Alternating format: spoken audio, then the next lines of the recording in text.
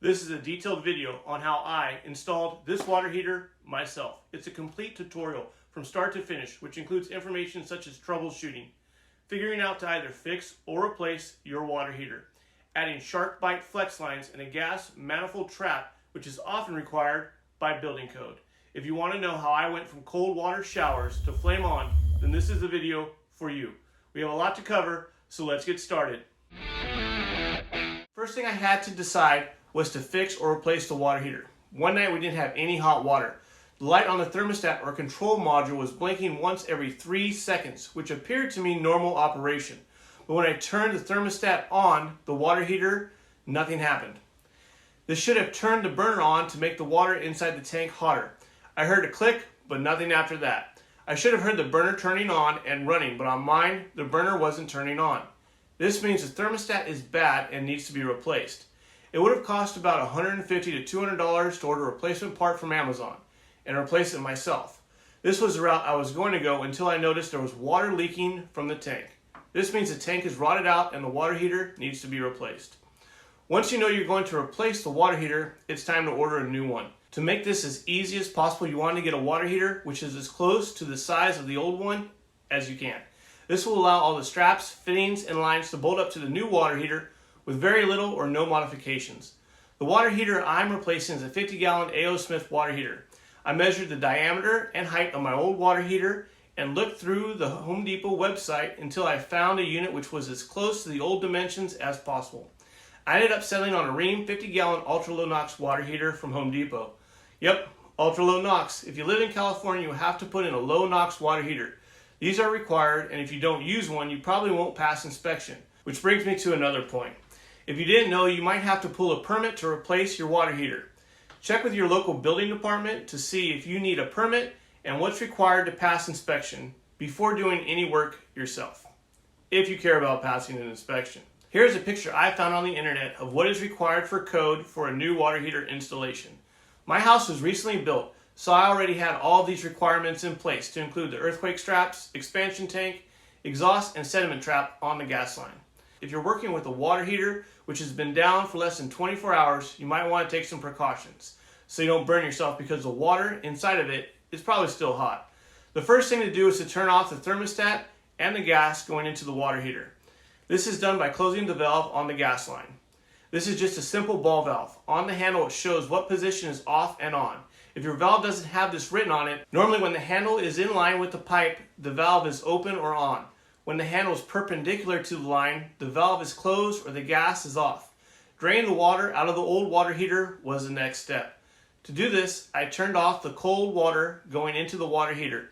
This is normally the pipe going into the top of the water heater, which has a shutoff on it, and sometimes it's labeled cold like this one was. This shutoff is just another ball valve like on the gas line. After the water is shut off, you can drain the tank. Attach a hose to the hose bib, which is located somewhere near the bottom of the water heater. Using a hose allows you to direct the water where you want it to go. Sometimes it can be out a window or in a floor drain. I'm just trying to get it out of the garage. After the hose was attached, I opened the hot water side of the nearest faucet inside of the house. This will let air into the line and allow the water to drain out of the tank. Just open the valve on the water heater and the water should drain out, emptying the water heater. If the water doesn't drain out of the water heater, this could be for a couple of reasons.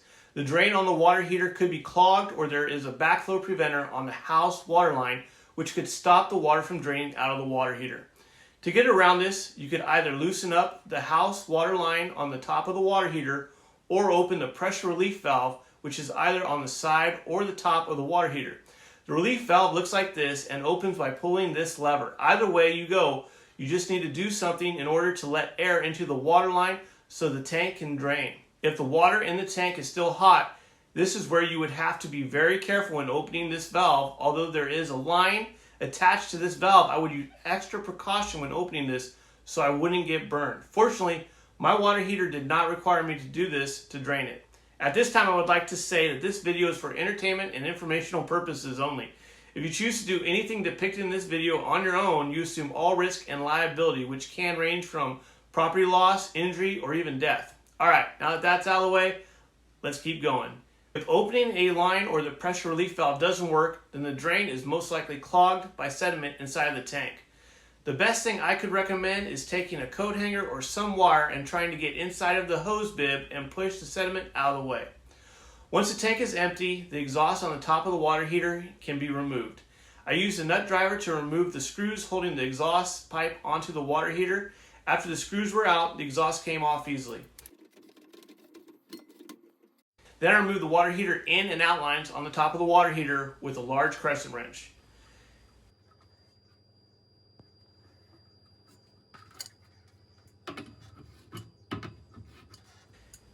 If your water heater doesn't have flex lines on it, which can be easily removed, now would be the time to add them. You can purchase these in a kit at Home Depot, Lowe's, or Ace Hardware as well.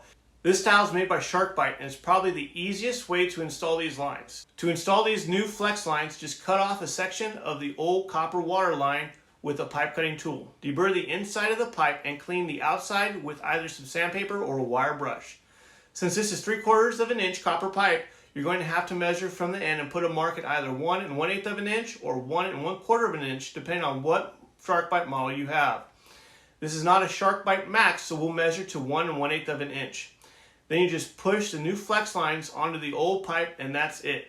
Nothing to tighten, solder, or clamp down onto the old pipe. They're pretty slick. To take this off, you just have this little clip and it's kind of tight, but the best way I found it is you just kind of squeeze on it or push it down and then go all the way around. And then it'll start loosening up. And then you can take it off. And then they come in valves, and sometimes you can even find a combination between valves and lines as well. To remove the pressure relief drain line, I had to cut the PVC pipe. This was installed in such a way it could not be removed without cutting it. Now I just unscrewed the gas line going into the water heater and removed the straps holding the water heater in place. Normally when these straps are loosened, the water heater doesn't go anywhere. Just pay attention when you are loosening the straps to make sure the water heater won't fall over or fall on top of you when the straps are removed. Double check to make sure there's nothing attached to the water heater holding it to the house. If everything is removed, it's time to remove the water heater. I didn't get a video of the old water heater removal or placing the new water heater into position, but I had to get another set of hands to help me. Water heaters aren't normally very heavy, but this is set on this perch in the garage and it was kind of an awkward lift. But now it's up and in place, so let's finish this project. Installation is almost the same steps as removing the water heater, but in reverse. I secured the new water heater with the earthquake straps first. With a ratchet and socket, I tightened the straps down until they were snug but not too tight. The straps just hold the water heater in place so it doesn't fall over. They aren't supposed to distort the tank because they are too tight. Next thing was the water lines. Just maneuver these flex lines in place and screw them down. No need to use Teflon tape or pipe thread sealant on these. These seal because there is a rubber washer inside of them. Just screw these down so they are tight and snug. If for some reason these leak when this install is complete, you might have to change out the rubber washer inside of the flex hose. These can be bought at Home Depot, Lowe's, or Ace Hardware as well. Be careful because if you use a large wrench like what I used, you have a lot of leverage and it could strip the threads out. If you tighten it so much it gets loose, you've gone too far. Next is the exhaust. The new water heater is about an inch taller than the old one, so I needed to remove about an inch of the old exhaust pipe. This is a hard galvanized pipe, so I had to cut it with a grinder and a cutoff wheel. If I didn't have the tools to do this, or if I wanted to avoid this in the future, I could install one of these flex lines, and this would have been done in a snap. Then the exhaust pipe was set in place and secured with the sheet metal screws I took out of the old water heater. I used my DeWalt impact driver to tighten these screws down. Next step is the install of the sediment trap on the gas line. This is required by code where I live. The old water heater had this on it, so I removed it and installed it onto the new water heater. I didn't get a video of that either, but I wanted to show you it's just 3 pieces of black pipe and a couple of fittings. What this is supposed to do is to let any debris or moisture carried in the gas line to separate and fall into the bottom part or trap. Gas lines don't have a lot of pressure behind them. From what I read, they are normally about 1/4 psi, so these aren't moving air like an air hose to an air compressor is. To install this on the new water heater, I was able to keep it in 3 sections. The first section screwed into the new thermostat I wrapped the threads with this blue Monster Teflon tape. This tape is available at most box stores, but I got this with a kit I ordered from easyfirepits.com, where I built a portable gas fire pit for camping. To put Teflon tape onto the pipe, hold the pipe so you're looking down at the threads. Then put the Teflon tape on in a clockwise direction. What this does is when you screw this into something, the tape won't come undone, and the installation of this actually tightens the tape on the threads, making for a better seal. Now I installed the bottom section of the trap and then the top section in the same manner.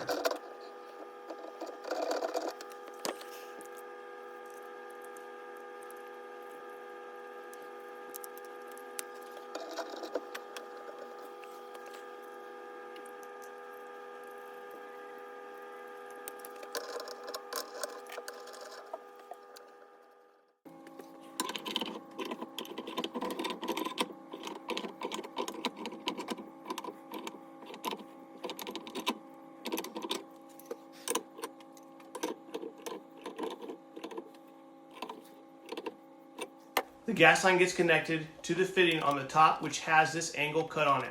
This doesn't need any Teflon tape or pipe dope on the threads. This is sealed by the gas line having a corresponding angle inside of it. Just like the water pipes on the top of the water heater, just tighten the gas line down on it and it should be leak free, but we will check to make sure using a spray bottle filled with a mix of soap and water. To check the gas line for leaks, turn the thermostat to the off position. Then turn the gas line on and spray the connections with this mixture. And if there is a leak, soap bubbles will start to form where the gas is leaking. I was able to get this done without any leaks. The last thing to install is a pressure relief drain line. The old line was on top of the water heater. The new water heater had the pressure relief valve on the side of it. Although this relief valve could be relocated to the top, I didn't do that. I cut the PVC line going from the wall drain and added a PVC flex line to get to the relief valve. I also added a union in case this had to be removed in the future, so you don't have to cut the PVC line again. Now that everything is installed, it's time to fill the water tank. Again, make sure there's at least one faucet open inside the house to allow the air in the tank to escape and not overpressure the water system in the house and create a leak somewhere. Open the valve for the water slowly. It's best to just crack it until you start to hear water filling the tank. The faucet inside the house sounded like this while the air was clearing out of the line. I opened the faucet closest to the water heater and the faucet furthest from the water heater. When water was steadily flowing out of the closer faucet, I shut that faucet off and let the air drain out of the furthest water faucet. Once a steady stream of water was flowing from the faucet, I shut that faucet off too. Then I opened the valve on the top of the water heater all the way. I checked for leaks and didn't find any. It's time to turn the thermostat on and light the pilot light. I followed the instructions on the thermostat to light it. First, I turned the black knob to the pilot setting. Then I held down the black knob and pushed the pilot start button on the thermostat to light the pilot. The pilot light didn't turn on instantly because the line had to drain or purge the air out of it to get to the gas, which didn't take too long. There's a window which you can look through to see if the pilot light was lit. Once it was lit, I turned the thermostat on to the number 4 position and the burner came on. And just like that, we had hot water again. If this video helped you out, if you can like and subscribe, it would definitely help out the channel. If you'd like to do a little bit more, I have these hats for sale right now. There's a couple different styles to choose from. I do not have a website set up yet, but if you'd like to purchase a hat, it's $30, which includes shipping to the lower 48, and you can message me on my Instagram. Link is in the description below. My name is Matt. I'm just a dude, and if I can't fix it, I'll fix it so no one else can. Thank you for watching.